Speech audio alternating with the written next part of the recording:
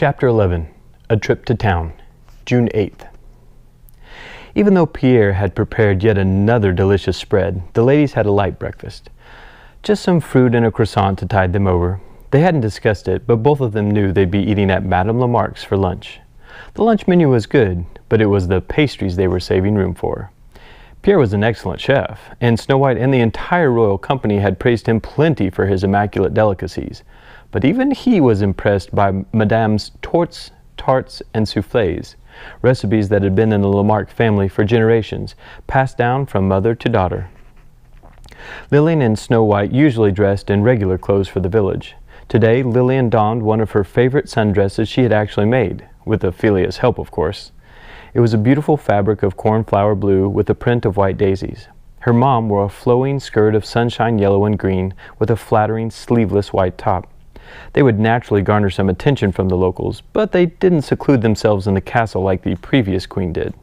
The villagers were used to seeing their royal family as one of their own. King Harry was often a favorite to win the pie-eating contest during the Dawning Festival, the yearly celebration of Zoldane's defeat. Seeing the king's face covered in thackleberries was not a sight one easily forgets. By the time the ladies made it to the stables, Seth had already had the horses saddled up. Lillian was glad it was such a nice day. She preferred riding out in the open on patches over a carriage any day. She had talked to Grayson earlier that morning about the weather, and he had said the stars showed no sign of rain for a few days. Snow White rode Mercury, an almost silver horse that was as fast as the wind. Not faster than the Crutchers, of course, but a close second. "You two ladies stay out of trouble now," Seth winked as he assisted the Queen. "We make no promises, Seth," said the Queen, winking back. Seth walked over to Lillian. "Hey, Lil, would you mind bringing me back something from Lamarck's? I've been craving one of her fruit tarts lately." "And what makes you think we're going to Lamarck's?" Lillian asked defensively. Seth just grinned. "Come on, you've got strawberry chocolate pettifour written all over your face." Lillian had to return a smile. Seth knew her too well. "We'll see, Mr. Hamilton." The ride into town was a short one, but gorgeous indeed. Soon after her marriage to Harry Charming, Snow White had redecorated the castle from top to bottom, including the path to town. She had wanted no reminder of her evil stepmother lingering anywhere. Now the trail was adorned with a variety of foliage. Everything was in bloom. The air was sweet with the blossoming flowers. The Volante kingdom was known for its agriculture. The Benari River, which began in Drod and forked at the Cranith Mountains, had more tributaries in Volante than in any of the other kingdoms, which made for rich farming. One of the kingdom's top exports was thackleberries, which were pretty much indigenous to Volante, the others being diamonds and other precious gems mined from the Curionic Range on the Volante side of the Cranith Mountains, thanks to the dwarves. As they approached the gate entrance, the structured brick pathway slowly turned to cobblestone. Just beyond the gate was a different world. People of all types wandered around, shopping, selling, or simply enjoying the day. Trees were replaced by simple wooden stands of local farmers peddling their wares, anything from flower bouquets to homemade treats to wooden carved toys. Lillian and her mother always stopped here for a minute because one never knew what could be found. Snow White found an interesting wooden puzzle for Andrew, and after perusing some colorful embroidered shawls, Lillian found two that would complement their outfits. And Snow White insisted a couple of pieces of honey fudge wouldn't spoil their appetite as she popped one in her mouth. Volante Village wasn't always a sight to behold. During the evil queen's reign, there was little development and few prosperous shops. Trade increased after her death, but the real boom came after Zoldane's defeat as the population of each kingdom increased from the thousands of Danian refugees. Over the last 10 years, the village had tripled in size. It was Henry, Alondra's husband, who had come up with breaking the village into various boroughs. The idea was brilliant, as most of the residents had already begun to associate different areas with their peculiar offerings. There was Old Town, the original village; New Town, the nicer and more developed residences; the Arts, with shops and entertainers; Cuisine Quarter, which was food central; and a place now colloquially called the Trenches, which was a bit rougher part of town. These boroughs formed a semicircle down from the castle. The arrangement could be a little disorienting if you weren't a local, but a giant fountain in the middle made it easy to find your way. Forlorn Fountain was a collaborative design by the fairies and dwarves, an amazing structure that magically shot bursts of water 100 feet high on every hour.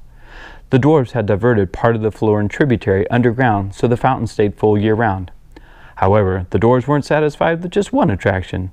Next to the fountain, several complex pedaling devices were designed to allow anyone, children mostly, to pump water from an underground river through a network of tubes that sprayed out into a dazzling display. Except for the makeshift bikes, all of the mechanics were underground, leaving the surface flat. This gave the illusion of the water magically coming from the ground, enticing young and old to play in the dancing water on a nice day. Today was just such a day.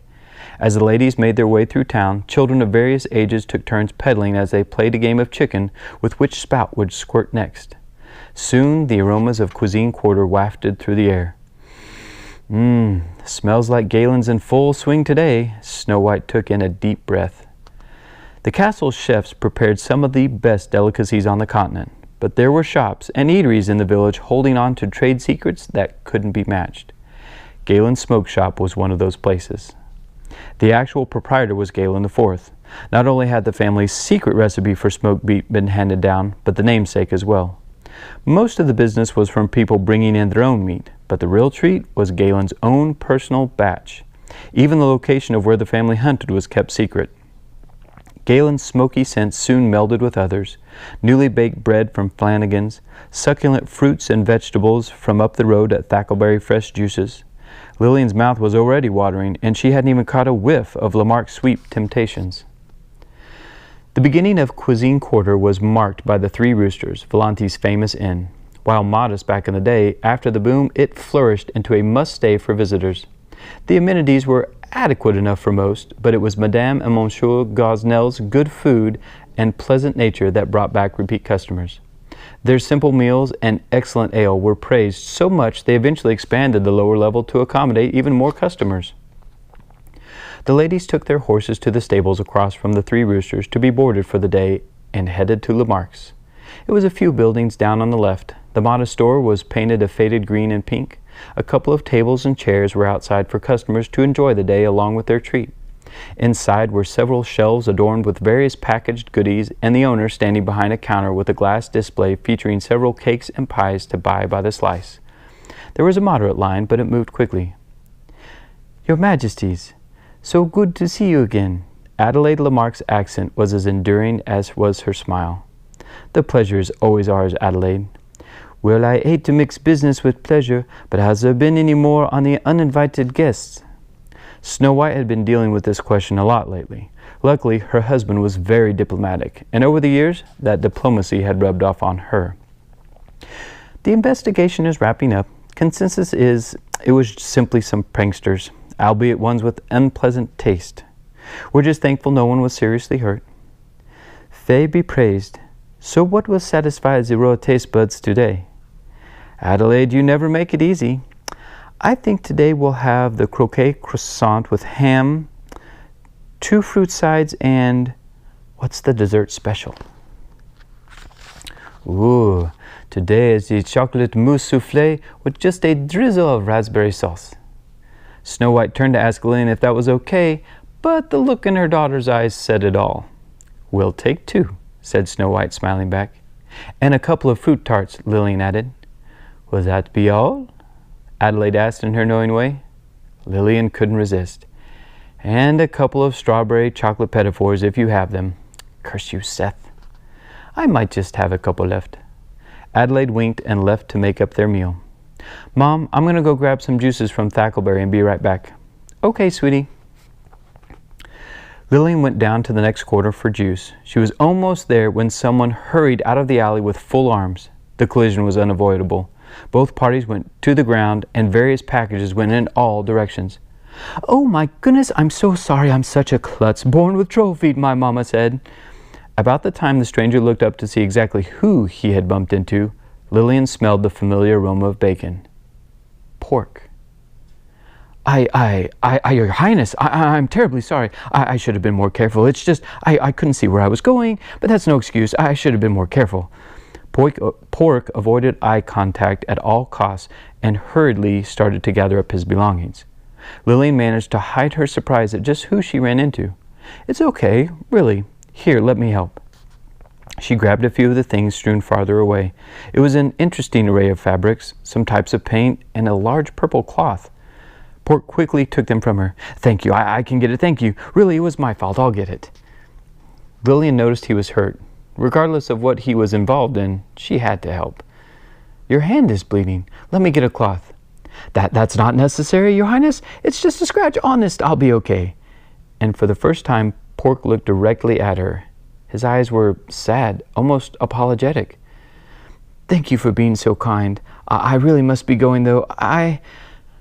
Lillian could tell he wanted to say something, but he glanced up and something else stopped him. "I have to go." He shuffled off with his things in tow, eager to be somewhere. That somewhere turned out to be another alley just a few blocks down, Lillian found out. He was just standing, looking around, as if he were waiting on someone. Lillian moved toward him nonchalantly. Sure enough, only a few seconds later, Pork was joined by a petite girl and Slim. The girl was dressed in some kind of uniform Lillian recognized but couldn't place. Slim said something angrily to Pork, hit him upside the head, and the trio hastily darted between the buildings into the alleyway. Lillian quickened her pace to follow. She rounded the corner just in time to see them duck around to the left. Almost jogging, she made it to the end of the alley and turned left. Nothing. They had disappeared again. Lillian couldn't risk searching this time. Her mom would be wondering where she was, and she didn't feel very comfortable being in the back alleys, even during the daylight. She made a note of the surrounding buildings. Maybe Seth will come back with me. She wasn't sure why, but she had a feeling the trio was somehow connected to the prank at the party. The king had discussed with her what to say, much like her mom's response, should someone ask, but he had also explained his concern. "It may be nothing," he had told her, "but I feel something lurking."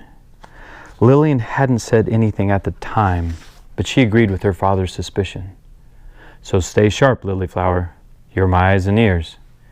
He used to say that when she was little, and she wanted to help protect the family. Well, now she had something to report. Twice she had run into these characters, and twice they were secretive and shady. The rest of the day was rather uneventful, comparatively. Lillian kept an eye out for the trio all day, but never saw them again. Eventually, she talked to her mom about Richard and what she should do. Snow White took a moment. "Well, I never really had to go through this, but I'd say be gentle. It can't be easy being turned down by any girl, let alone the princess. You guys have your big date tomorrow night, right?" "Yeah, with Joffrey, Sophie, and Lizzie." "I'd say after that. Have a good time. Don't worry about it. I know that's easy to say, but it'll all work out. It usually does." "Thanks, Mom." Snow White reached a hand out to her daughters. "Any time, sweetie. I know I'm busy being queen most of the time, but I am your mother first, and I always have time for you." Lillian thought about mentioning Alexander, but decided she'd deal with Richard first. She wasn't even sure when she'd see Alexander again anyway. That question was answered once she got home. Looking out her bedroom window, she spotted a white A on their rock.